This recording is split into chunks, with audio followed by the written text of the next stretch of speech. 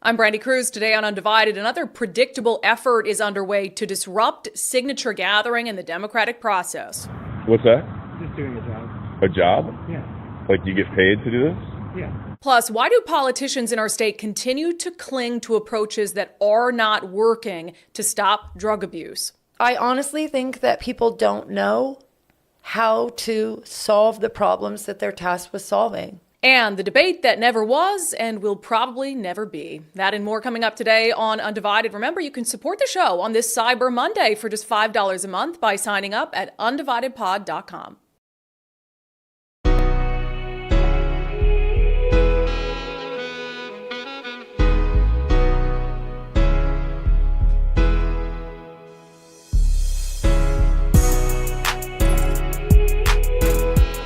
Hello and welcome to Undivided. Thank you for being here. Thank you for your commitment to giving common sense a comeback. I hope you all had a wonderful Thanksgiving weekend filled with family and friends and food.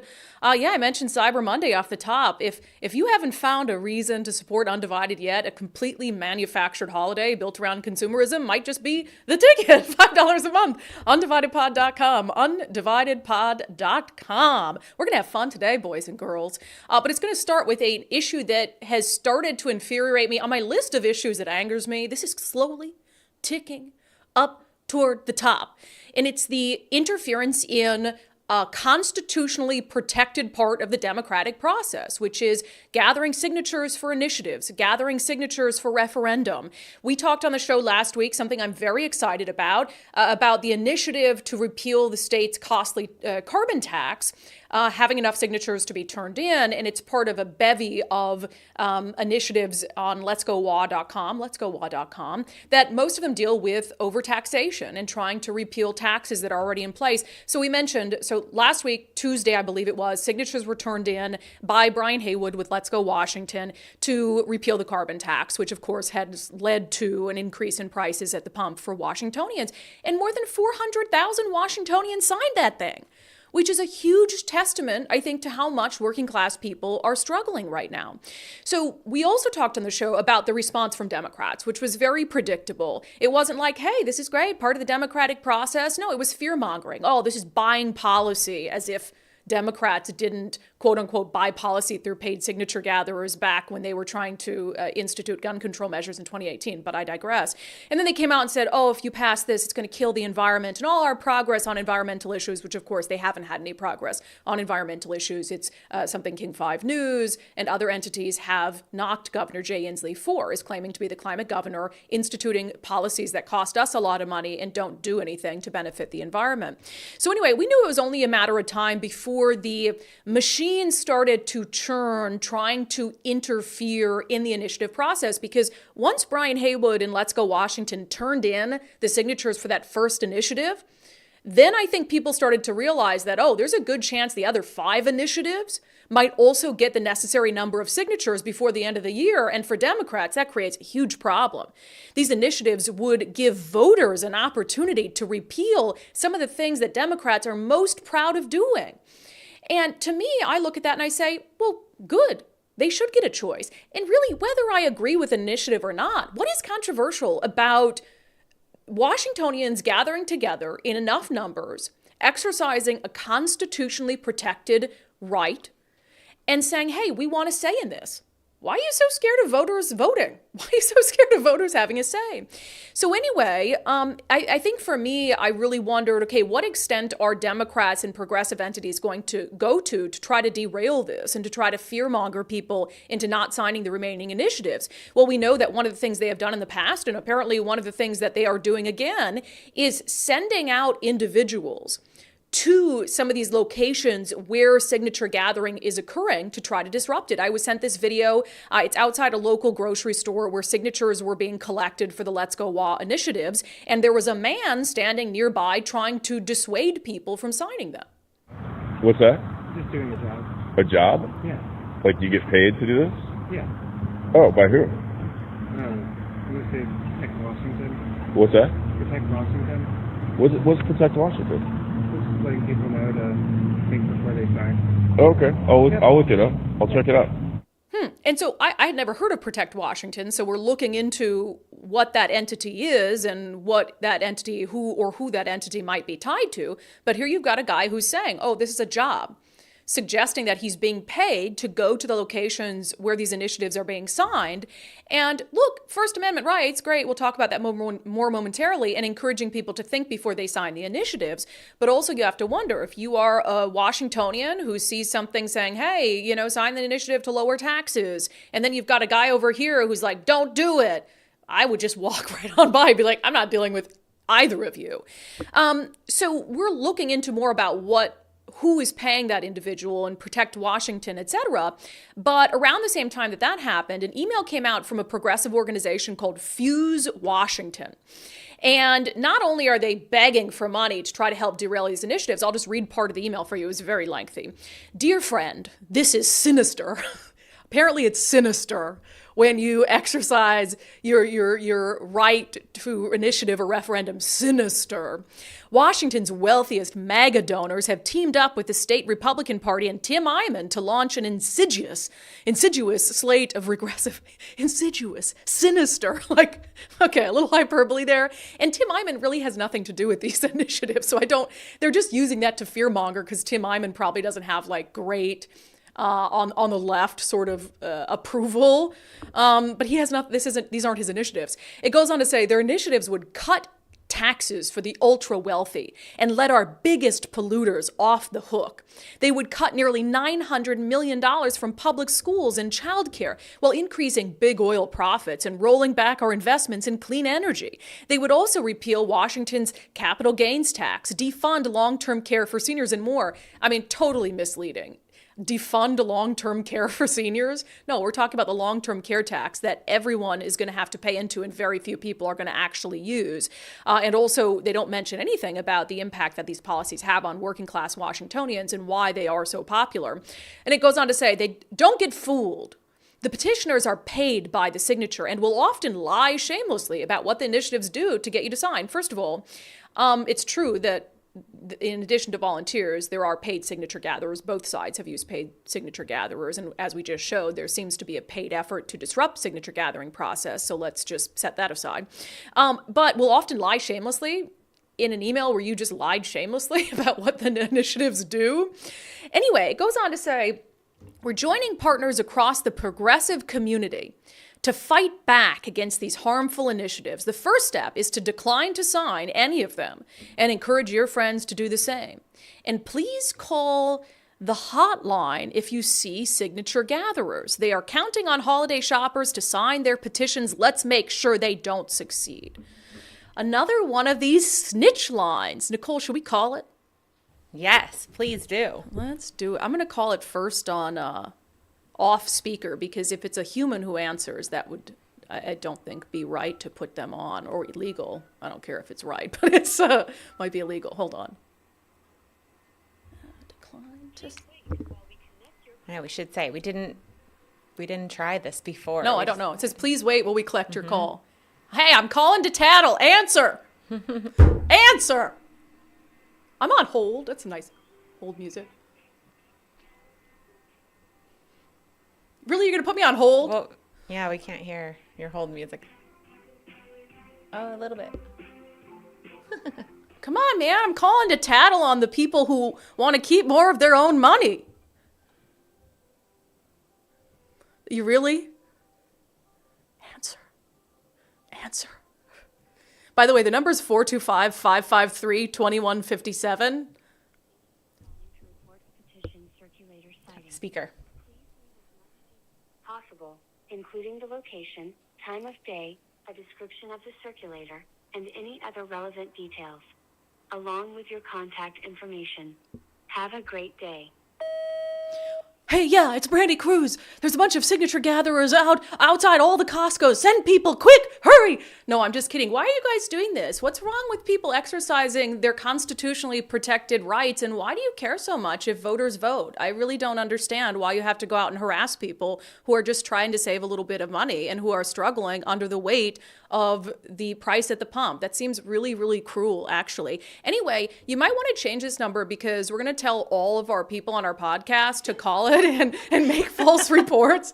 So if anybody's listening, 425-553-2157, I would highly encourage you to make up a completely fake location as to where initiatives are being signed and call this hotline and let them know, okay, bye. Merry Christmas.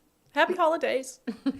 Yeah, that's ridiculous. And again, it goes into this, and this is actually the subject of our daily show poll, because I get it that there's an inherent tension here between First Amendment rights and constitutionally protected rights and exercising your rights to participate in our democracy in all the ways that exists. And so the question I asked folks on Patreon and Locals this morning, I mentioned that this progressive group is sending out protesters to disrupt the collection of signatures.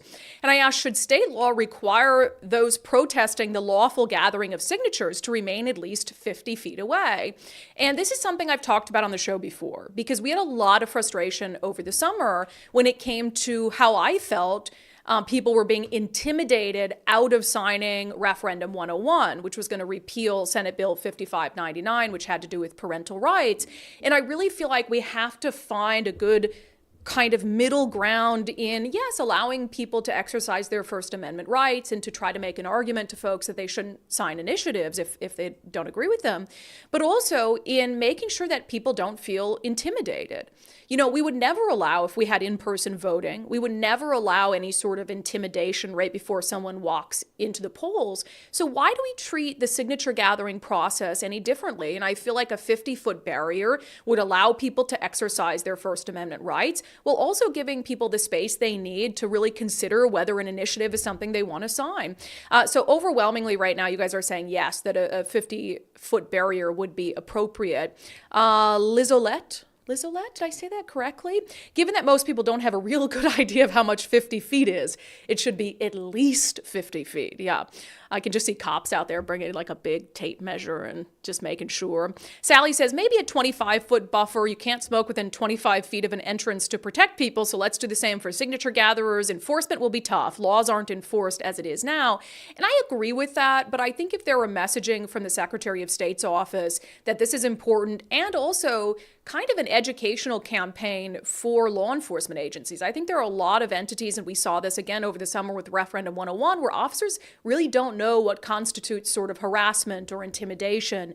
And I think you need to make sure that if you put any restrictions in place, that law enforcement is aware of what the rules are. Let me see here. E says, yes, they need to add this to the RCW, and it should be 75 feet, although who will enforce it? Look what happened on Friday. We'll get to more of that in a moment. Let me see. Mark says it should be unlawful to interfere in any way in the process, and that's the question about what is interference, right? What constitutes true interference or intimidation? Sometimes that's in the eye of the beholder, but that's why you need to make the law very, very specific. Let me see. Linda says, why are they so afraid of signatures? It still would have to be voted on if the legislature doesn't do anything. And that is exactly the point, Linda. Why are you so afraid of people voting? That just doesn't make any sense to me. Okay, so keep responding to that poll. It's open on Patreon and Locals, and I'd love to hear your responses because I'm still very interested. Nicole, to what extent? Hi, Nicole, by the way. Welcome back. We'll talk more about your vacation coming up later. Yeah.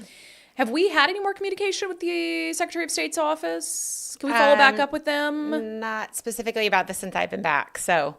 Well, not since you've been back, but I know that we were working on, and he said that he would welcome me coming down to talk to them about policy. Yeah, so let's follow up. Find a date, yeah. Yes, because I would like to do that. Happen. I think there are some reasonable things that hopefully both sides, if they appreciate our democratic process, would be able to get on board with. So we'll reach back out to the Secretary of State, Steve Hobbs. And Nicole, we'll talk more about your vacation coming up in a moment. In the meantime, another escape from Echo Glen, which is a juvenile detention facility in Snoqualmie. And this is like, I haven't counted specifically, but I know there was 5 juveniles who escaped at the very beginning of 2022. And then earlier this year, there were 7 who managed to escape. Both of those escapes involved the assault of staff members, and both of them involved individuals, young people who had committed very, very serious crimes. And so it's not as if you've got, some kids at a work camp and, they went missing and let's bring them back in. No, when this happened last night, the Seattle Times headline, 2 escapees from Snoqualmie Juvenile Detention Center back in custody. But when it happened, the Snoqualmie Police Department was putting out alerts like lock your doors, And so, yeah, I mean, it's a scary thing. It's not like, oh, these innocent little juveniles are just getting out. No, usually they're assaulting people. In one instance, they stole a state vehicle, drove off. You had a homicide suspect. And so, serious stuff. Let's see. And I'm glad to hear that they were quickly caught back up. But, this raises a larger issue. I mean, the Department of Children, Youth, and Families is responsible for these juvenile detention facilities. And we have seen such persistent problems that really boils down to treating violent youth offenders like they're kids in a day camp. And I get it that the goal for juveniles who commit crimes should be rehabilitation. I think that should be the goal for everyone who's incarcerated for any type of crime. I mean, the vast majority of people who are incarcerated, be they juveniles or adults, are going to get out someday unless they're serving a life without parole sentence. And so you do want to make sure that, okay, whether they're serving a year or 20 years and then they're going to get out, that when they get out, they have the tools they need to be able to be successful. But I think you can do that while also keeping safety and security of the public in mind. I think you can do that while also recognizing that, yeah, young people can commit heinous crimes and young people can pose a danger to the community. I mean, we just, this was, a couple weeks ago now, I think, King 5 News, Chris Ingalls with the King 5 investigators did this wonderful expose on what was happening at Green Hill, which is another juvenile detention facility in Chehalis. And you might recall, because this has been this whole saga where there were issues with drug trafficking, with guards there having, sexual relationships with offenders, and just a whole bevy of issues. And you had Chehalis police who reached out to the governor's office. The governor specifically wrote him a letter saying, hey, you need to ask the Attorney General's office to investigate. We need to do something about this. And the governor's like, no big deal. And here's a clip of the King 5 story that they did on this. Yeah, it's unusual. There was some miscommunication. If they'd called a little higher in the food chain, I think that would have got resolved. They felt like they were brushed off. Well, I can assure you that we have made improvements there, in part because some of these concerns have been raised. That is not the case. Nothing has been corrected, and which is incredibly frustrating. Yeah, and that boils down to the state of Washington, really, and Governor Jay Inslee, the Department of Children, Youth, and Families. They obstructed a police investigation in Chehalis. I mean, if you and I got in the way of a police investigation, we'd go to jail. No, but the governor, I mean, you had them telling the governor, hey, there are problems here. Can you help us investigate? And they ended up, Chehalis police, having to get a search warrant. The state wouldn't help them, so they had to. Why would they have to get a search warrant to go in and search a state-run juvenile detention facility? No, the Department of Children, Youth, and Families should have been like, go in there, weed out the criminal wrongdoing. Not only is it dangerous for the staff, I mean, there was one instance where there was an effort to get a gun in. So not only is that dangerous to the staff, that's dangerous to the juveniles. I mean, who are in there, they're getting illicit drugs. I mean, can you imagine if there's a gun smuggled in, who that gun would be used to shoot? Either kids or staff, neither is particularly good. And you have the state absolutely thwarting that criminal investigation. Then Jay Inslee saying, oh, they should have sent it higher up the food chain. And Chris Ingalls with King 5 being like, they did. They wrote you a letter and you wrote back and told them to kick rocks.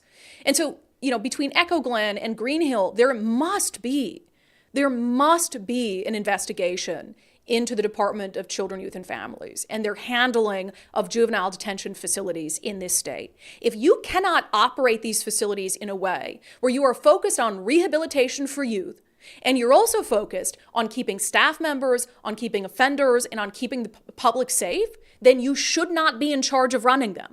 Then you cannot be in charge of running them. There have to be firings over this. There has to be a complete rehaul of the state agency that is tasked with running these juvenile detention facilities. Enough is enough. Whether it's violent escapes of violent offenders, or whether it is crimes being committed within the walls of these facilities, they are clearly not being properly run. They are putting the public in danger, and they're also endangering the juveniles in a way that will thwart any ability they have to be rehabilitated. If you then get a conviction for escape, if you are using drugs behind bars, if you're continuing gang activity in these juvenile detention facilities, do you really think that that's setting up these young people to be on the right path, to be in a good place when they are eventually released? Of course it's not. So what the hell are you doing? What are you doing if you're not doing that? This must be a priority of lawmakers this legislative session, to push for a full-fledged investigation into the Department of Children, Youth, and Families and into their handling of these juvenile detention facilities. And I'll just add this story in as a reminder of the fact that, yeah, young people can commit very violent, serious crimes. And some of these crimes that, Democrats and Olympia want to say are, just property crimes. No, those crimes can lead to more serious crimes. A guy was just killed, 50-year-old guy killed by a 14-year-old driving a stolen Kia down in Pierce County, lost his life. And you want to tell us and preach all session long that, stolen vehicles, that's just a property crime. Letting police pursue stolen vehicles. Why would you, risk that? Why would you risk someone's life just to get back a stolen vehicle? It's just property. It's because of what they're doing with the stolen vehicles. It's because of the robberies. It's because of the drive-by shootings that they commit. It's because of the hit and runs. And in this case, a 50-year-old man lost his life. His female passenger, also 50 years old, was injured in the accident. And I'm shocked and I'm grateful that she didn't die as well. I mean, it's really troubling to me that you have lawmakers who are either so oblivious to the reality around them or are so deeply ideological that they simply can't admit when they're wrong. They'd rather see people die than admit that they were wrong. They'd rather see people die than admit that they were wrong. And I don't think that's harsh at this point because there's so many evidence that some of their policies, first of all, their general posture toward juvenile offenders and their policies around police pursuits and stolen vehicles, there is overwhelming evidence that it's costing lives, that it's doing more harm than good. Yet they won't backtrack. And if you push back against it, if you question it, then you're right wing or whatever it is. And we've just got to keep going to our elected leaders, be they Democrats or Republicans, and reminding them about the consequences of their policies and reminding them that, yeah, young people can do some really horrible things, and they need accountability. All right, coming up next, I'm going to play a clip for you from our episode of Sundays with Subscribers this week because it featured Ginny Burton, who I think has been a fan favorite on the show. We've had her on before. She's a 17-time felon, former drug addict, who's now dedicated her life to trying to get elected leaders to wake the heck up when it comes to what's working and not working to deal with our homelessness crisis, our crime crisis, our drug crisis. So we'll have a clip from that interview next. But first, if you are thinking about putting your home on the market, but you're like, oh my gosh, I have some things that I need to do to it. I need to do some updates, upgrades. I don't have the time. I don't have the money. Well, have no fear. Our friend Wes Jones of Wes Jones & Associates, that is what he and his team specialize in, is coming in, making sure that if you have any projects that need to be done to your home, they handle that. They manage the projects. They can even help pay for it up front. Susan in Federal Way took advantage of their Listing Boost concierge service, and she was shocked, pleasantly so, by the results. I told him up front that I was very interested, that I did not have the time or the finances to do what needed to be done. And he immediately jumped in with, well, I do. And I would say in 2 to 3 weeks, they had landscaping done. They had all the painting done. The new floors were put in. All the lighting was put in. It just was all so fast. And the rest is history. It was on the market for 7 days. I was able to get well over listing price. To be specific, Susan got 20 offers, sold it for 15% over list price, and ended up getting $200,000 more than an investor offered her before the renovations. Yeah, how great is that? I mean, selling your home is stressful enough. Moving is stressful enough. So let Wes Jones and his team at sellwithwes.com handle the difficult parts for you, coming in, managing those projects, and making sure that your home is in tip-top shape when it hits the market. Sellwithwes.com. Start by simply using their home value calculator to see how much your home is worth. It might be worth more than you think. All right, the following segment is brought to you in partnership with our friends over at Future 42. Turn your frustration into action at future42.org. And the folks at Future 42 are a big fan of the guest we had on Sundays with Subscribers, as am I. Ginny Burton has just an awesome story. I mean, a remarkable story. It's what you want to see for anyone who finds themselves in the depths of despair like she did. Ginny Burton started using drugs at a very young age. In fact, the first person she ever used drugs with was her mom. And that kind of tells you the environment that she was living living in. She went on to become a 17-time felon, spent a lot of her juvenile years, her young adult life in and out of prison. But she had a wake-up call one day. And for her, that wake-up call came one of the times that she was arrested. And she was able to turn that into really a pivotal moment to turn her life around. So Ginny Burton has dedicated her life now to trying to wake up elected leaders to what's working and what's not working. And she is now out with a docuseries that you can watch on YouTube. It's called Modern America, and it looks at the crime crisis, the drug crisis, the addiction crisis. It looks at policy in Washington state. She goes out, she hits the streets, she talks to people who are actually dealing with these issues, be it police, prosecutors. She has a powerful interview in this series with the parents of a young teen girl who overdosed on fentanyl. And she also goes out to some of the homeless encampments and has conversations with people who are really in a situation very similar to what she went through when she was younger. I don't know. Do people come out and offer treatment to you guys? Not treatment. They usually just come out and offer, food, water, like snacks, and do they offer you syringes and using apparatuses? Safe injection stuff. Yeah. But it just seems like a lot of it's almost like they just give us things, that to kind of help you stay okay in your situation. Yeah, but nothing to really help you farther improve your quality of life. Exactly. Yeah. It's basically just to comfort you in the time being, but nothing that's going to actually go towards working towards a future that isn't out here, or a future that doesn't involve drugs.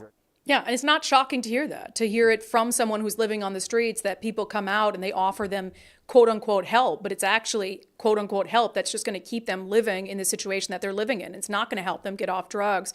So again, the series is called Modern America. You can find it on YouTube. Ginny joined us for Sundays with Subscribers to talk not only about why she hopes this docuseries will wake people up, but we also had kind of an, honest heart-to-heart about why politicians continue to cling to policy that we all know is not working to save lives.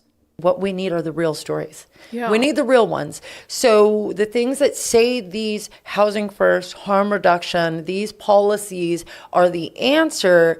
The only thing that we can do to combat that is to actually tell the real stories, and to uncover where the gaps exist, to really shine a light on what those environments look like, the lives that are lost associated with that, the people that don't actually end up thriving, how they don't actually gain their independence. And so I'm just going to work tirelessly to try to tell those stories, because I think once we accumulate data by showing efficacy of an approach that's intentional, along with the people who have overcome that were once Ginny in that red jumpsuit, and then the real life stories of not just the individuals that are struggling, but the people that prosecute, the law enforcement that are associated with having to protect and serve, who are unable to actually do that, the family members who are losing their loved ones, the community members that are being victimized by people's choices. I think as we accumulate more of that kind of intentional information, and then we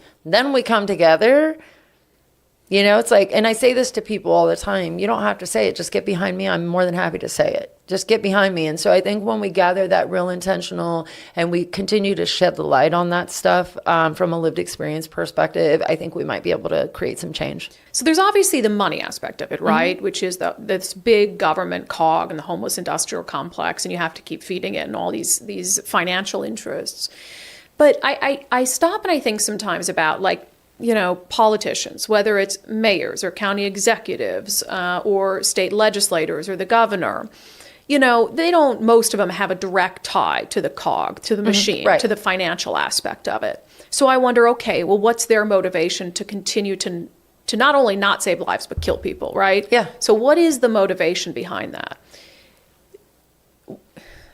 I'll say what it is. Well, what do you think their motivation is? I have my opinion, but I don't want to taint yours. So yeah. So, well, I'll give you my opinion, because I think about this kind of stuff all the time too.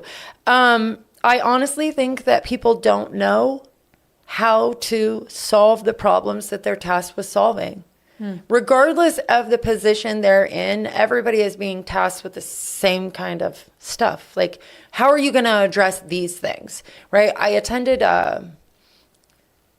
funny. It was supposed to be a conservative barbecue in Olympia this summer. Yeah. To see who was running.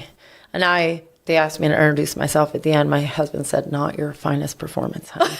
So because I felt like I got up and I scolded an entire group of people. And I said, and if this is what we have to look forward to, we're doomed. Wow. We are doomed. And so to be quite honest with you, in my opinion, I think people don't know. And I think that we go through these education systems and we work in these positions and we listen to, the rhetoric. We listen to all of the information that is consistently spread through. It's the same stuff I was listening to on college campuses, and people repeat it to each other and they have conversations about it. But there's no real experience with it. And so I think that they just do and say what they think they're supposed to do and say, and we're just stuck with the blind leading the blind, honestly. Yeah. I have some overlap with that. So I kind of divide them into categories, right? Because there's the true unhinged fringe lunatics, the people who are like, no one should go to prison, Yeah. And with them, I'm like, okay. I just feel like they should go. Yeah, let's just spend some time in a bad neighborhood by themselves at night, honestly. Let's take you out of the equation. What I'm focused on are the people that I think have a good intentions, right? I honestly think a lot of it is that this whole issue has been so wrapped up in identitarianism, where it was made about race, right? It was made about equity and race outcomes when it comes to homelessness and substance abuse. And I think the well-intentioned people are so scared about pushing back against an issue that has been made about equity. I think people are afraid to speak up about anything, even if they're across the board, not even just our lawmakers. And we have to recognize, too, that politicians, officials, lawmakers, they're just people. Yeah. They're just people, and many just don't know. And so they're going with the most commonly shared professional message and trying to make it seem like they know what they're talking about. And I mean, honestly, I just think they don't know. They don't know. If you want to watch that full interview, it was on Sundays with Subscribers yesterday. Sign up, undividedpod.com, undividedpod.com. If you've been looking for a reason to sign up, in addition to today's consumerism holiday, listening to Ginny Burton is a great one. And again, the docuseries is called Modern America. You can find it on YouTube. I highly recommend going through and watching the episodes that she's posted so far, because there's something really wonderful about the way that she does this compared to, sort of a traditional journalist, because she's been there. She knows the questions to ask these people who are living on the streets, because she has been there herself. And so it's very raw, it's very emotional, and she just does a great job. And I'm really grateful for Ginny Burton. I was saying on social media yesterday, if we had just a couple Ginny Burtons in Olympia, things would be a whole lot more fun, because the woman just speaks her mind, and we need more of that. But I also think that this state would be much, much better off. So check out that whole interview, undividedpod.com. That segment was brought to you in partnership with our friends over at Future 42. Turn your frustration into action at future42.org. All right, we're going to do a trifecta of unbelievable. Nicole thought we were just doing two. We're going to add a third one. It's going to be a surprise for you. But first, we've been talking to our friend. I'm laughing about this because did you guys know Costco was selling, we talked about this on the show a couple weeks ago, Costco was selling 1 ounce gold bars, which is funny because it's like, of course Costco would sell 1 ounce gold bars, but it got Nicole and I talking about, is gold a good investment, especially with the state of the economy? And I mean, if you're up past midnight, you see the commercials that are like, invest in gold. Anyway, so we asked Zach Abraham of Bulwark Capital about that, because he's looking at the direction of the economy. So should we be diversifying our portfolio by adding gold to it? Here's what he had to say. People think about gold the wrong way. First of all, gold should not be an investment. It's not an investment. Why is it not an investment? Because it doesn't have any cash flow, right? There's also no one-off thing that makes gold go up. So people go, well, inflation does. And I go, oh, really? Well, look at how gold performed last year when inflation was the hottest in 40 years. It did virtually nothing. Gold is a wonderful insurance policy. Take it from a guy that has been around the industry, that has made a lot of money investing in gold mining. It's great to have 5, maybe even 7% of your portfolio value in gold, but think of it not as it's an insurance policy if things go wild. People are always trying to sell it. It's why you hear it on late at night, move your IRA into gold. Absolutely do not listen to that. Do not do that. Having some is fine. Do not convince anybody to get you to go all in. There you have it. So if you spend your entire life savings buying the 1 ounce things of gold at Costco, you should probably try to unload those on someone and get your money back. Anyway, to hear more advice like that, listen to Zach's weekly radio show, knowyourriskradio.com, knowyourriskradio.com, and you can find out how he and his team at Bulwark Capital are managing risk on people's portfolios right now, especially as we head into worrisome economic times. The time to manage your risk is not when it's too late. The time to manage your risk is now. As my mom found out, Nicole, did you hear that? You were on vacation. Did you hear that? I did. I listened to the shows that Even though you were gone? Of course I did. You know, maybe you should come on and we'll start with, just stay there. Yeah, so I said this on the show last week, but we tease these webinars, live webinars that Zach Abraham does like a couple times a year. He just had his final one of the year. He'll have another one next year. And I was calling my mom later that day and I go, oh, what are you doing? And she's like, oh, I just got off watching your friend Zach. And I go, what? And I go, watch. So I thought maybe she was watching the show and his segment. No, she was on his live webinar trying to figure out what to do with her retirement. I love it. I love that she didn't even consult you about it. She didn't say, hey, can I get in? Hey, can you help me with this? Whatever. No, she just went for it. No, she just signed up. She's like, I learned a lot. And, she's worked hard her whole life. She's new in retirement. She's worried about the risk. Anyway, so I thought that was funny. Sandy. She's a hoot. We love Sandy. Okay. Well, I'll tell you what. Nicole, can you hit unbelievable for me?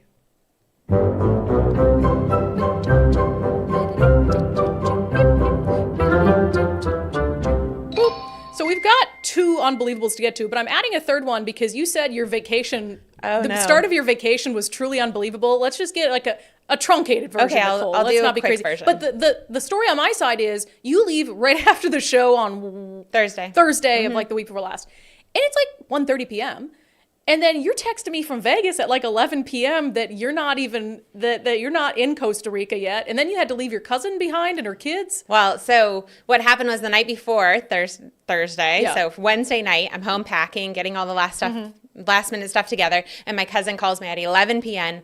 bawling because she just realized that her 2 kids, the kids that we were taking with us, they're 15 and 18. Their passports expired last month. Sounds about right. Yeah. And so we spent all night trying to figure out if it was even possible to get passports renewed in a day, right? Yeah. And we ended up getting a hold of the DC U.S. passport office at 5 a.m., made an appointment for the Seattle office at 10 a.m., and she went there. She had to get the kids' dad, so they're not married anymore, and she had to get him on board with showing up and doing all this stuff to get them their passports. And then once they got there and said, okay, well, it's possible. Our flight left at 3:50. They said it's possible, but we're not sure when we'll get them back. So we'll put it in and we'll see when it comes back. Yep. And so it ended up coming back about 12:30. They got it. They got Which it. Is shocking. Yeah, shocking. That the government can work that I can't even fast. believe it. It was the 18-year-old's birthday, and so they said that a lot of people were like, "Oh, it's your birthday," so maybe that helped. Yeah. But anyway, they picked me up. We got to the airport in the nick of time, and we've done that like Spot Saver. So if you haven't done Spot Saver at SeaTac, you have to do it. I should get pre-check, but the kids didn't. No, I do. Okay. But I was traveling with people that didn't. So anyway, we ended up doing that. We missed our appointment, but they let us through anyway. We literally were the last people on the plane, right? So we get on the plane. I'm sitting in the front, but I have to take my bag to the back and put it above the seats, right? And I go back to my seat. My cousin is in the back with the kids. She puts her suitcase under the seat. It fit. But just as they were getting ready to close the door, a flight attendant walked by my cousin and says, "Oh, your bag's a little too big. I'll just make that more comfortable for you. Just pick it up in Vegas." And she's like, "Okay," because we were going Seattle, Vegas, LA, LA, Costa Rica. Yeah. So she says, "Okay," and then he takes the bag and whatever. So I'm away from her, so I don't see this happen. Yeah. So then when we get off the plane, I say, "Where's your bag?" And she says, "Oh, I have to go get it." And I was like, "What?" Outside security. Outside security. Come back in. They checked it instead of gate checking it to the thing. Right, but here's the kicker. Truncate. We got to get to news. I know, but here's the kicker. So I say, "Well, we don't have time to go get your bag. We'll have to get on the next flight." And I said, "Where are the passports?" They were in that bag. So we have to go get on this plane without the passports. We can't get to Costa Rica without the passports. There's no more planes to get to LA in time to get the passports. So I ended up texting on the plane with the supervisor who put it on a different airline. We were on Alaska. They put it on a United plane. He is texting me while I'm on the plane. I swear, like, I've handed it off. Well, then we get there. The flight's delayed. So it's landing 20 minutes before our Costa Rica flight takes off. And so the boys and I are standing outside the gate while my cousin goes down to baggage claim to get the bag from United. And she's waiting. All the bags come off. No bag. They forgot to put it on the plane. So, oh my god! Meanwhile, I'm up by the gate. We can't get on the plane, and you can get on the plane. Well, that's the thing. So I said to the lady, like, are there 4 seats on the plane tomorrow? And she said there's 3. Oh. And so I had to leave the boys at the gate, get on the plane, fly all night. She had to go to a hotel with the boys for the night, and then get the passports back in the morning and come to Costa Rica a day late. Oh my gosh, that would happen to you. And that is unbelievable. It is crazy. It is the wildest. Anyway. Your cousin's she really failed. She did. I know all of that stuff, not my fault. No, that is not Nicole's fault. And I know you're a good fixer, so you were doing everything. I mean, the fact that you got the government to get 2 passports for these teenagers in less than a day is quite the effort. Yeah, we did a lot. Can you get the government to do other things more quickly? I wish. Truly unbelievable. We'll talk more about your vacation in comments. All right, let's get to our second edition of Unbelievable.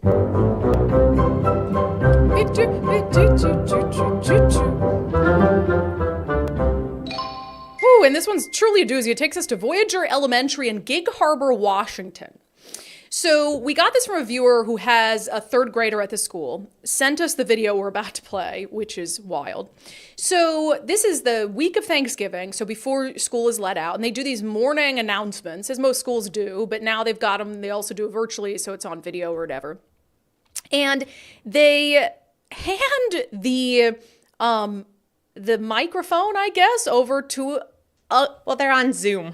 A grade schooler, right? Mm-hmm. And let the child deliver what they say is a very important message. So Nicole has bleeped out the name of the child and blurred the face of the child, because we're not that kind of podcast. You know, we respect that kids are minors. But we wanted to also share with you the important message that Voyager Elementary in Gig Harbor, Washington allowed this grade schooler to relay to her fellow students. She has a special message for all of us. Hi, I'm Miss McNeish's class, and today I'd like to introduce you to something called pronouns. Some of you know what pronouns are, and for the people who don't, pronouns are somewhat new, because my mom told me when she was young she didn't have them, well, some of them. But yeah, pronouns are different but useful. My pronouns are she, her, but as I like to say it as her, she, his. And the different pronouns are she, her, he, him, and the somewhat new ones, they, them. And but when I was out and about, I met someone and they were around a lot of people, and they were calling, all of the people around them were calling them she, her, because and so I asked them, what are your pronouns? They said they, them. And then I said, why don't you just tell them? They said, nah. I said, your choice. But I still felt bad for them. That's why I'm here today. If no one respects your pronouns, tell them, and if they still don't respect them, tell an adult. And just tell them your pronoun. You guys, look, okay, let me just say this as a preface, because we're not mean on this podcast. No. Well, it depends on if it's a politician. Of course not. When it's a child, of course not. I think that a child who wants to make someone feel welcome and accepted is not a bad thing. Let me just say that. You know, golden rule. I think if you saw this young girl who says that she felt like this person was uncomfortable and wanted to make sure they felt comfortable, I think that is a kid with a kind heart. No issues with that whatsoever. What I do have an issue with is for grade schoolers who are, how old's a 3rd grader? Probably 7, 8, 9. 9. For them to, during the morning announcements, be given a spiel about pronouns and how oh, my mom didn't have yeah, they did have pronouns. Right. Now there are new pronouns. And it just gets into this, again, area where this should not be happening in schools. And the mom who sent us this said, luckily, my husband and I are constantly in my children's ears about these topics, so we are able to counteract the talking point. But again, this is the mom of a third grader. Should you as a parent have to be in your kid's ear as a third grader about made up pronouns that are being used and talked about at school? No, because these conversations shouldn't be happening in our schools. I mean, there is, we could get into the whole biological debate or whatever it is. You guys all know how I feel about that. But at the same time, the mom of a third grader should not have to worry that at the morning school announcements, her third grader was given a spiel about pronouns and about what pronouns you should and should not be using. I feel like they're being taught on pronouns. So they're assigning pronouns to people, not, that's your pronoun. It belongs to you. Well, no, pronouns it's like a grammar thing. This is how you speak. This is how you identify. I mean, it would be so confusing to look at that in other languages, which are often like for instance, Spanish, how the word changes based on the what do they do for Spanish? Male, it's like an O or an A at the end. Right.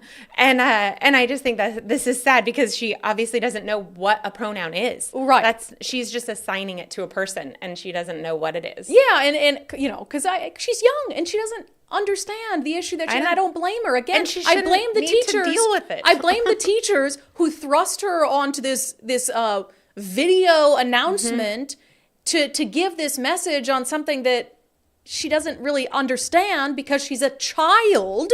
Right. And then you send children home like, oh, on the announcements this happened, and it is so utterly bizarre and so outside the scope of what should be happening specifically in an elementary school. And one of the things this mom said is she was particularly disappointed about it because usually their school had been pretty good at avoiding the sort of wokeness, social and political agendas that has seeped into other schools. But again, mom of a third grader, and this is the kind of stuff that they're dealing with. It really, truly is absolutely unbelievable. All right, Nicole, do you got another one in yet for today? Unbelievable. I know we're going long today. Let's do it. Okay, let's get to another edition of Unbelievable.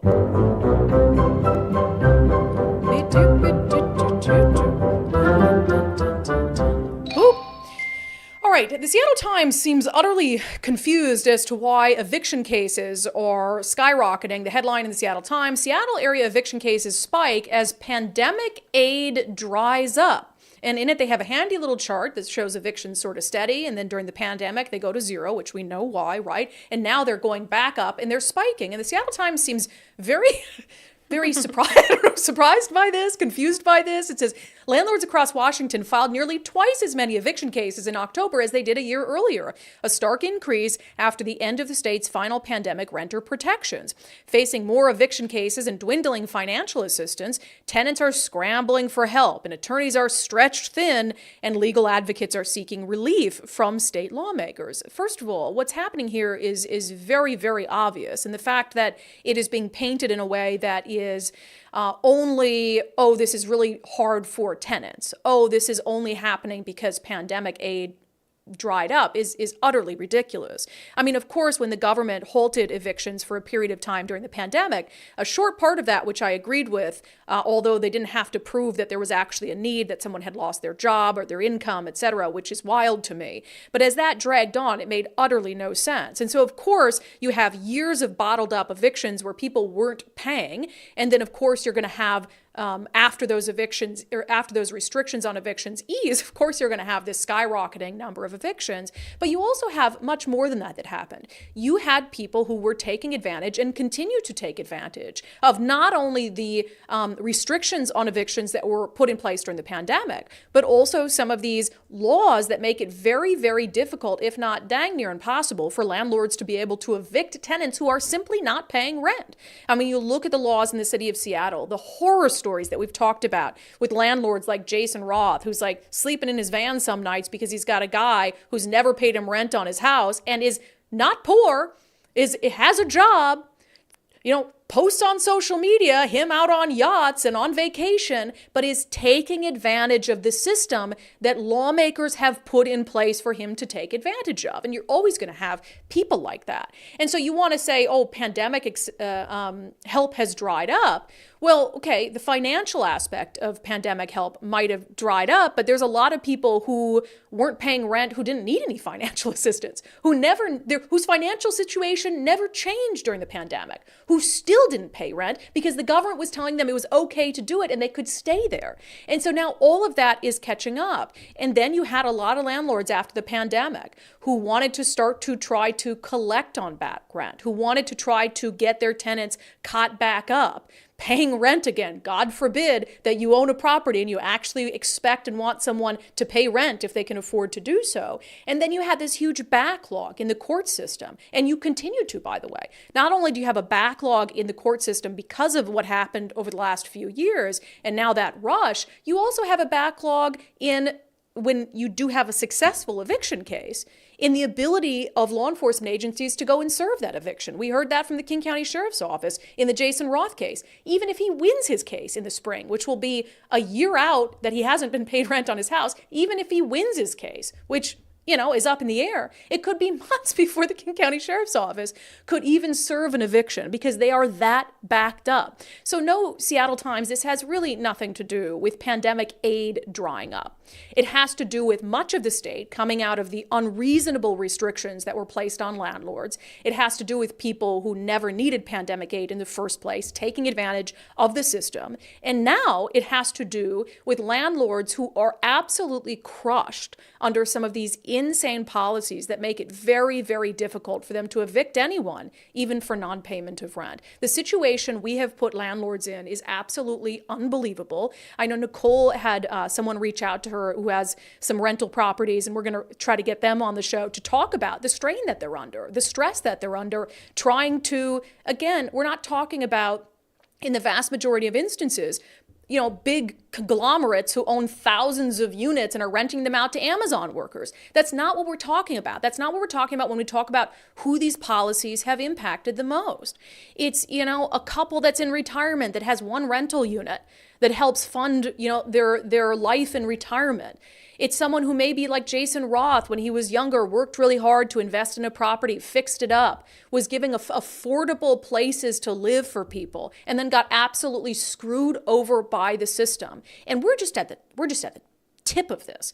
We haven't even begun to see the implications of what was put in place during the pandemic and the quote unquote tenant protections that led to. In Tacoma, where they just passed Measure 1, which is going to make it really, really hard for small landlords to succeed in Tacoma, to be able to stay in Tacoma, we haven't even scratched the surface of the negative implications of that. So really unbelievable when you see the Seattle Times continue to paint this issue as one of people can't afford to pay rent. That's not what's going on here. Does it happen sometimes? Of course it does. But that is not, it's 2023. The year is almost done. The pandemic has been over for a long freaking time. And you continue to attribute these issues to the pandemic in a way that is unbelievable. All right, we're going to get to some national news that has a little bit of a local tie with some of this heinous anti-Semitic graffiti and protesting that continues to happen nationally and locally. But first, if you are thinking about, and I know towards the end of the year, everybody's sort of assessing their budgets. Mike and I are doing that in our house right now. Insurance is something that everybody needs. And if you are, with some big box carrier, you're probably going to have to go back on your own, spend time every year reassessing your insurance needs, seeing if you can get a lower price. If you were a First Mark client, they'd be doing all of that for you. They're doing it for Mike and I because we are members of the First Mark family. We took the First Mark Challenge back in the spring, found out we could get much better insurance for the same price that we were paying. It's a no-brainer. And now they do all this proactive work for us every single year, and we sit back and we don't do a dang thing. Dave Taylor is the CEO of First Mark, also a Marine veteran, so you can trust him. And he says that if you do the First Mark Challenge, it's important that you have your expectations in place, that they might be able to save you money, they might be able to get you better insurance, but you do have to commit a little bit of time to the process. How much time did it take for you? Couple hours. Okay, so Total. all in a couple hours Yep. from the time we gather the information do the presentation and go through everything, it's a couple hours of time, right? And so, and I would say that's probably on the high end, right? It ranges. We were chatty. We were very chatty. Chatty, yes, exactly. Anywhere from an hour to 2 hours is the investment in time to find out, and there's no obligation. There's no extra fees if you become a FirstMark client. We are paid the same way every other insurance agency in the state of Washington is paid. We're paid by the insurance company that is the writer of your business. And so, there's nothing to lose. Yeah, so just to recap, you could save money. You could get better insurance. You could be working with a local veteran-owned company that's been doing this for a very long time, and they're going to save you money every single year, time every single year, not having to go back, call the big box carriers, beg with them to get you lower insurance rates. FirstMark Insurance is going to help you do all that proactively. So if you haven't already, a really good New Year's resolution would be to take the FirstMark Challenge. FirstMarkInsurance.com, FirstMarkInsurance.com. They work for you. All right, dipping outside of Washington State, although we're going to bring it back full circle to the insanity that happened over the weekend in Seattle. Of course, Hamas started to release some hostages, and oh my gosh, the videos. I cried so many times watching those videos, goosebumps, just seeing these young kids and their parents seeing them for the first time. Obviously, there are more hostages that need to be released, so it's hard to be, happy or thrilled. I think you can be thrilled for the families, but even some families that came out and said, this isn't done until the last hostage comes home. But just really emotional. But what was the reaction to that from these fringe wackos who continued to spread this pro-Hamas propaganda? Well, apparently they were so triggered by the sight of young Israeli children coming home to their families. They just had to break crap. You notice how I avoided swearing there. There were instances all over the country of this. Michigan, New York, Florida, of course, Washington State. In Michigan, there was this desecration of gravestones at an Israeli cemetery in Grand Rapids, just horrifying. In New York, a popular kosher restaurant had its windows smashed in by pro-Palestine supporters. And then there was Ari Hoffman had talked about, and I'll get to that picture in a second, but New York Public Library was targeting a wall honoring a Jewish donor, and they put bloody handprints all over it. So you get the idea. There was also in Seattle, so I remember back in the day, we talked about this on the show the other day. I used to go to the tree lighting in Seattle. I used to do my holiday shopping in Seattle. When I stopped is when all these activists and protesters and rioters started taking over the tree lighting. Back then it was for the Occupy movement and the anti-capitalist movement, and then Black Lives Matter would do it. One year they disrupted some children singing a Christmas carol, and I was like, this city has absolutely gone off the rails, and I'm never coming back to one of these things. So not a surprise that these pro-Hamas sympathizers disrupted the tree lighting in downtown Seattle. Here's a little clip from Cairo 7, and you can hear people in the crowd getting frustrated, just telling them, light the freaking tree.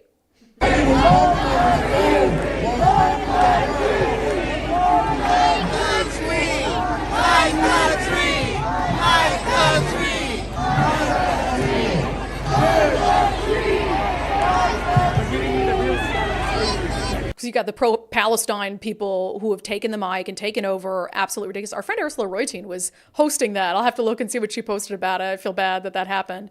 And then, of course, Starbucks, the favorite. Look, this is Antifa. This is the people who they live in their parents' basements. They don't have jobs. They need to find something to feel meaningful in life because they just haven't found it anywhere else. And they do that by breaking stuff. And their favorite targets are Starbucks and Amazon. And they'll break windows at Starbucks for any reason. I can't even tell you you go back to, again, anti-capitalism, BLM, the anti-police movement. Now they're breaking in the windows at Starbucks and committing acts of vandalism. This is at the Starbucks roastery, right? Here's the video Jason Rantz posted, and there's a guy who's sort of narrating what's happening.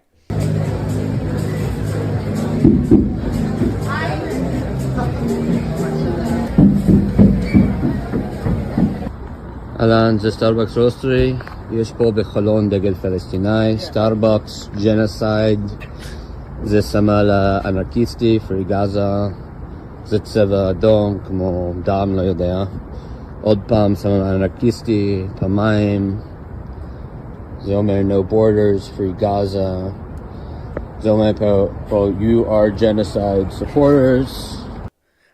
It's a freaking coffee shop. It's a coffee shop in one of the most progressive areas of the country. And they're on their, they got their anarchist. At least there's no question. I mean, Antifa doesn't exist, but they get up and put their little Antifa logo and identify themselves as Antifa, but I digress. So apparently vandalizing a Starbucks on Capitol Hill is somehow, I don't know, helping with what's happening in Gaza. I don't know.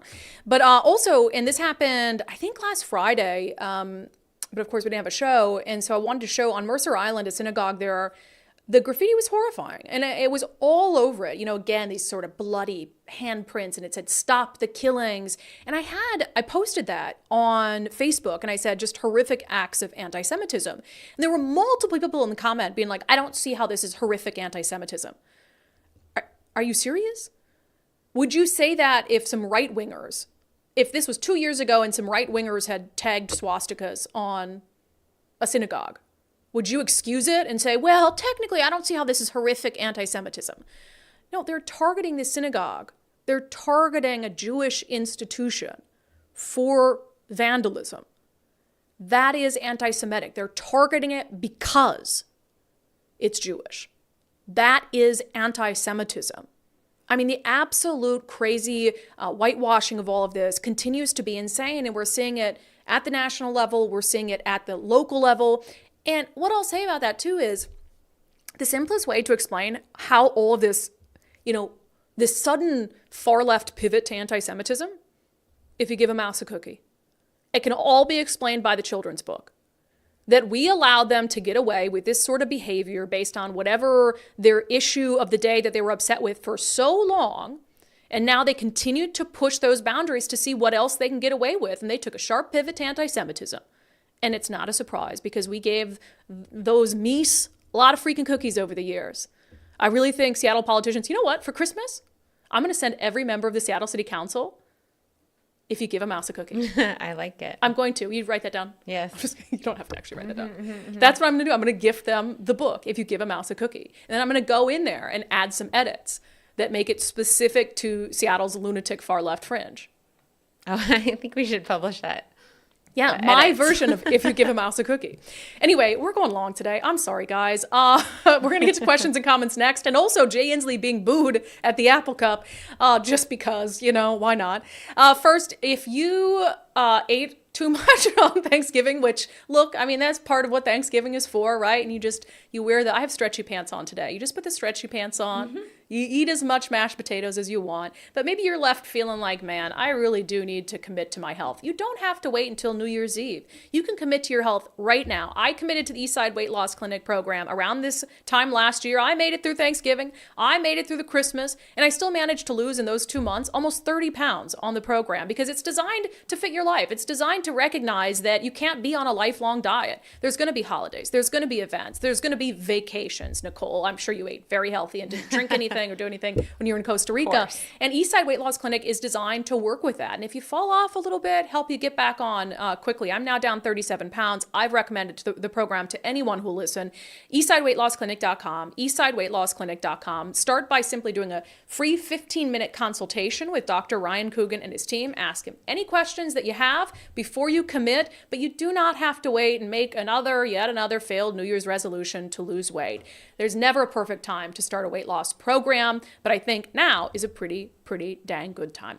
All right, questions and comments from the live stream. We're going to go a little late today. Bill Biz says, with $20 super chat, our sugar daddy. I wonder if Mike's ever going to be like, will you stop calling this guy your sugar daddy? It's really weirded me out. Brandi, excellent interview with Ginny Burton, a rare, reasonable voice. She's so awesome. But again, and I heard somebody say this in the comments, I don't know if it's one you put in there, Nicole, but that, she doesn't have the right kind of lived experience. Exactly. If you, one, she's white, and two, she's not saying what they want to hear. The only lived experience they care about is the lived experience that validates the policies they're already pushing, the money they're already spending. That's lived experience. So don't ever let lived experience fool you, because I'll tell you what, you sit Ginny Burton in a room full of Democrats, they're going to leave not remembering a damn thing she said because it's not the right kind of lived experience for them. Let me see here. On what's happening with the signature gatherers, and again, these progressive groups coming in and trying to thwart their efforts. Did I get a call back from the hotline? I did not.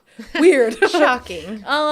Mary Christie says the Democrats pay the disruptors. I have seen them get paid in cash with my own eyes. And look, both sides use, it is legal in Washington state to use paid signature gatherers. They did it to collect signatures for, was it 1639? Am I saying the number right? In 2018 for gun control. They are using it right now for these initiatives. It's very hard to, and first of all, for Democrats who would have an issue with paid signature gatherers, you don't want people to get paid for their hard work. You don't want working class people. I mean, these are people who are getting paid $20 an hour. You don't want them to get paid for their work? Well, I thought that was very contrary to everything you believed in. So it's lawful. Both sides do it. So let's not act like it's some sort of, oh, you're buying policy here, but you didn't buy policy in 2018. No one's forcing anybody to sign. You just show them the initiative and make it more available to people that want to sign it. And also, having gone out and collected signatures for a referendum, you have to have it on the sheets. You can read the entirety of the initiative or referendum on the sheet. It's right there for you. Yep. And people aren't dumb. They can read it. It says what it's about right in the headline. It's like, restore reasonable police pursuits. That's what it's about, but you flip it over and you can read the whole thing, which I always encourage people to do. Don't sign. That's the oldest, don't sign something unless you know what you're signing. Charlie says, paying people to get initiatives out only increases awareness. With Reject 5599, I found out that many people weren't even aware that a law like that was even passed. Exactly. I mean, if you're going to collect 400,000 signatures or whatever it is, you need a campaign that's pretty big to be able to do that in the time frame. I think sometimes, us and people that listen to the show, we're all very immersed in all of this news and these things that are going on politically, but a lot of people are not. And that is the point, is getting the word out and saying, hey, this happened. Do you want to do this about it? Or do you not want to? That's fine. You might agree with it, but that's the point of signature gatherers and, people getting out, because you might not know to seek it out because you're not paying attention, because people have lives. Lives are busy. And you can ask questions. And when we were collecting signatures for Referendum 101, on more than one occasion, somebody came up and asked us about it, and then they opted not to sign. Because we explained to them what it did, we let them read it, and they opted not to sign. And that's perfectly fine. There's nothing controversial about allowing voters to vote. There's nothing controversial about that. And it frustrates me when you see, and I've been told that, Republicans were trying to thwart efforts for the gun control initiatives in 2018. I wasn't doing an opinion show in 2018. And had I been doing an opinion show, and if there is a Democrat-led initiative or referendum, and Republicans are pulling these same tricks and going out and trying to disrupt and intimidate, then I'm going to have a problem with that as well. And it's just about consistency and saying, if you believe in the will of the people, right? Which should be kind of the foundation of how our laws are made, et cetera, then you should believe in this process as long as it's done lawfully. All right. Debbie says, I've collected almost 1,000 signatures on all 6 initiatives, and I did it unpaid. And there are volunteers. There are people who we volunteered our time. I mean, unless somebody wants to pay us, $5 a signature? How many do you think we collected? Oh, man. We'd be rolling in the dough. All right, let me see. I think it's cool that this person, Julie, took her the sheets to Thanksgiving dinner and everyone signed them. She filled up a sheet. I was like, that was good, and everybody got along. That's what great. Brian Haywood said on the show last week, is bring it to Thanksgiving. I was sort of like, are you sure you want to do that? But yeah, I love that. Julie said that. Look at these super chats. Tracy's for $19.99. I'd like to contribute to the book gifts. By give a mouse a cookie gifts? That'd be kind of fun. Oh my! Well, I'm gonna do it. I said I'm gonna do it. Denise Young says $5 super chat to help with the book giving campaign. Oh, I love this. But again, so many. They'll ban it. They'll probably ban the book. So yeah. No, it's done. So many of these just disastrous public policies and the disastrous state of politics can be solved by children's lessons. Treat others the way you'd like to be treated. The golden rule. If you give a mouse a cookie, they're gonna want a glass of milk. Michael Dean says, Brandi, can you repeat the phone number? Here, please? I have it. You got it. Go ahead. It's 425-553-2157. 553.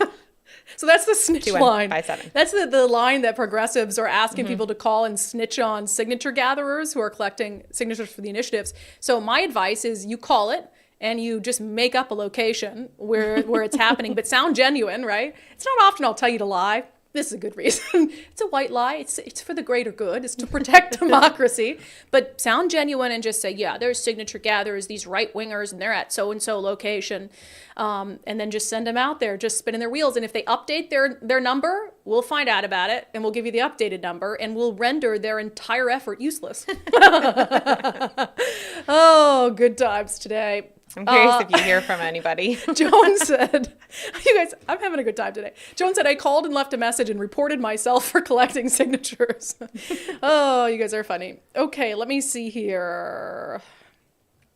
Greg, is he referring to, I don't know what you're referring to, but the Democrats in the state of Washington care nothing of this. They only care about themselves and money. It's disgusting. I'm assuming that is a reference to Ginny Burton and sort of the policies that aren't working around substance abuse.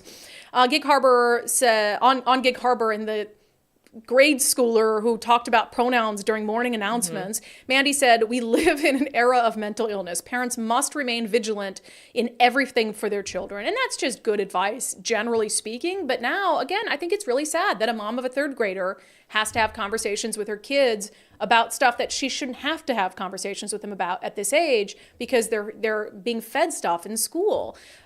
It's really tough. And I also understand that given social media, given cartoons these days, that those issues are coming at your kids from all angles. And as a parent, you can only do so much. It's like that Wonder Woman gif where she's like, bing, bing, bing, and she's blocking all the... Yes. That's like what I feel like parents are these days, is Wonder Woman with her little bracelets, like, bing, deflecting all the ridiculousness.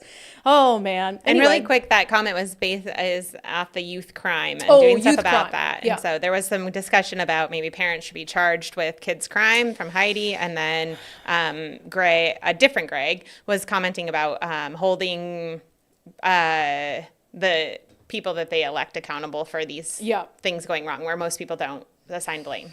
Well, right. And you have to assign blame. And I have this really... I point that out to so many people. If anybody tries to disagree with me, and I'm like, why do you think all of this happens? No, it doesn't just happen in a vacuum, but also, you know, with these juveniles who are committing crime, the environment they're fostering is making it less likely that they'll get out of a life of crime. Right. It's the policies they support do the exact opposite of what they say they want the outcomes to be. The exact opposite. And so I wonder what their motivations are, and I wonder what drives them. And like I said in that conversation with Ginny Burton, rely on government. But. Well, yeah. I mean, they truly want people to rely on government and to believe that government is the answer to everything, and government is the key to their happiness, which is a really sad state of being. Really sad. When you believe that the government is your key to happiness.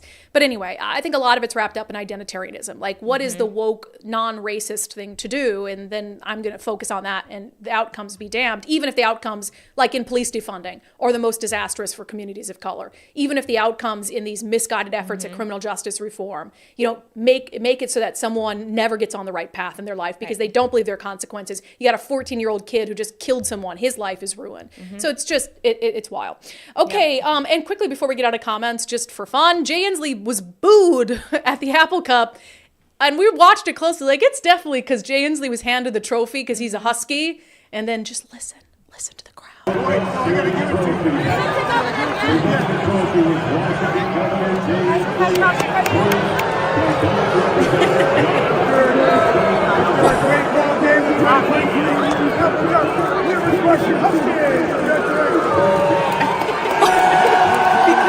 And then around him they're clapping. It gets handed off and then they start cheering Because again. you heard in the background the announcer say Governor Jay Inslee, and then he came on and there was the booing. Right. If I were a politician, I would never go to a sporting event. Because Trump, I mean, he's gone some places where he's been cheered. He's gone some places where he's been booed. And there have been other politicians. It's like, no matter what, half the people aren't going to like you. Right. Unless you're at some like really friendly, like, you know, hardcore Republican area or Democrat area or whatever it is. Like when Anthony Fauci came to the Mariners game and he got booed. And the boos are always louder than the cheers. Oh, yeah. I know there was actually Carrie Underwood, I think, was doing a tour with the Garth Brooks, and she just bailed because he was getting boos from people that disagreed with his bar stocking Bud Light, right? Oh. So, but she literally bailed on the tour because she's like, I just don't want to deal with booze. I don't want to get booed. And so I would be with her on that. I would not go anyplace I thought I was going to get booed. 100%. That's so true. If I think I'm going to get booed, like, I'm not going. Right. That should have been our sanity check for today. If you're going to get booed, just don't go. All right, but we have somewhat of a controversial sanity check. Look, I'm trying not to alienate Semi-Bird supporters. I'm trying not to alienate anyone's supporters, right? Except maybe Bob Ferguson supporters. Like, that ship has sailed. But at the same time, I think he's trying to manipulate people, and I don't particularly like it. Let's get to our closing sanity check. And again, to be clear, I'm supporting Dave Reichert's candidacy. Why? Because I think he can win. And I think that's a dang good reason to support someone's candidacy. But look, here's the thing. I've moderated a lot of debates in my previous career as a political journalist, and I know how these things go. And you don't announce the debate until the debate is official. That's just the bottom line sort of thing. But Semi-Bird sent out a tweet, again, a Republican candidate for governor. He's come on the show several times. He's always been very kind on the show, and so I'm going to, pay those respects to him, but that doesn't mean I'm not going to call out some BS. So he takes to Twitter and he says, first debate scheduled, fellow career Americans, the date of our, which please stop using the phrase career Americans. What is a career American? Fellow career Americans, the date of our first gubernatorial debate has been set. Please plan to join me in February for this important event. I look forward to making my case and sharing my vision and plan for uniting our state and putting the people over politics in 2024. So I was like, that's interesting. I hadn't heard anything about that. And he put out this flyer saying it's February 8th at Experience Church in Puyallup. It's going to be moderated by Ari Hoffman and Glenn Morgan, and it's a debate between him and Dave Reichert. And it's sponsored by it was being held by the Pierce County Republican Party. So there was a few things that kind of like alerted me when I saw that tweet. I didn't retweet it because I'm like, I don't think there's a debate. One, I would have heard about it, frankly, if there were debates set. Two, usually the institution or the entity that's hosting the debate would be the first one to announce it. And I hadn't seen that announcement from the Pierce County Republican Party. So I'm kind of like, why is Semi-Bird's Twitter account the first place I'm hearing about it? So I sort of started to reach out to some people. And then I saw, as that was happening, the Pierce County Republican Party put out a statement. And they said an announcement was prematurely made regarding a governor candidate, quote, debate hosted by our county party. At this time, nothing is confirmed. We will announce information if and when final format, details, and confirmation of participants are secured.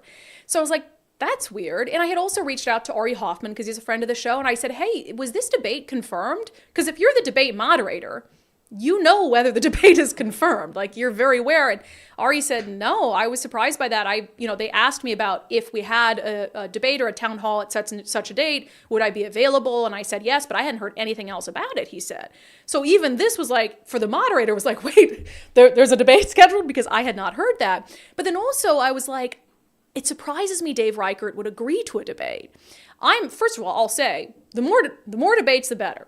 I get very frustrated, and we had this in the 2022 campaign cycle, when incumbents refuse to debate, either because they know that they're going to be out-debated or because they know that there's really no way they can benefit from it. We saw that with Senator Patty Murray. It was very hard for Tiffany Smiley to get Senator Patty Murray to agree to a debate. However, I'm more so frustrated by that when it's a general election debate.